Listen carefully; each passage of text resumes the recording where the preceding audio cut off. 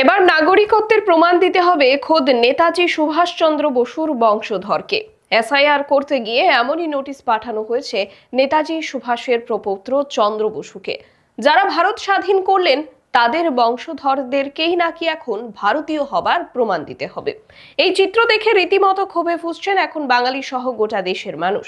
ভরসা হারাচ্ছে ভারতের নির্বাচন কমিশন ও বিজেপি সরকার। 2025-এর শেষ দিক থেকেই দেশের বিভিন্ন রাজ্যের সাথে পশ্চিমবঙ্গেও শুরু হয়েছে এসআইআর।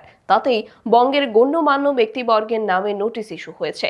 তবে সবকিছুর মাত্রা ছাড়িয়ে এবার কিনা খোদ নেতাজি সুভাষচন্দ্র বসুর বংশধরদেরকেই নোটিশ পাঠানো হচ্ছে।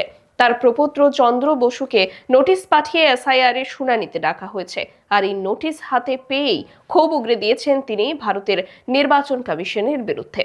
নেতাজি ভারতের স্বাধীনতা সংগ্রামে যিনি শীর্ষ স্তরের নেতৃত্ব, যার ত্যাগ, মহত্ব ও আদর্শের কথা গোটা ভারত সহ বিদেশেও আলোচিত এবং প্রশংসিত, তার বংশধরেরা ভারতীয় কিনা এই প্রশ্ন তোলাটাই যেন হাস্যকর হয়ে উঠেছে অনেকের কাছেই।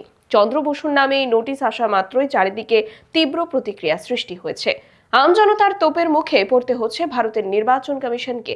পরিস্থিতি বেগতিক দেখে এই নিয়ে কমিশনও একটি স্পষ্টীকরণ ইতিমধ্যেই জারি করেছেন, যাতে তারা বলছেন যে চন্দ্রকুমার বসু ওনার এনুমারেশন ফর্মের একটি কলাম পূরণ করেননি, তাই তাকে নোটিশ ইস্যু করা হয়েছে। উল্লেখ্য, পশ্চিমবঙ্গে আর কিছু সময়ের মধ্যেই হতে চলেছে বিধানসভা নির্বাচন। তার আগ মুহূর্তে তড়িঘড়ি এসআইআর প্রক্রিয়া সম্পন্ন করাতে চাইছে নির্বাচন কমিশন।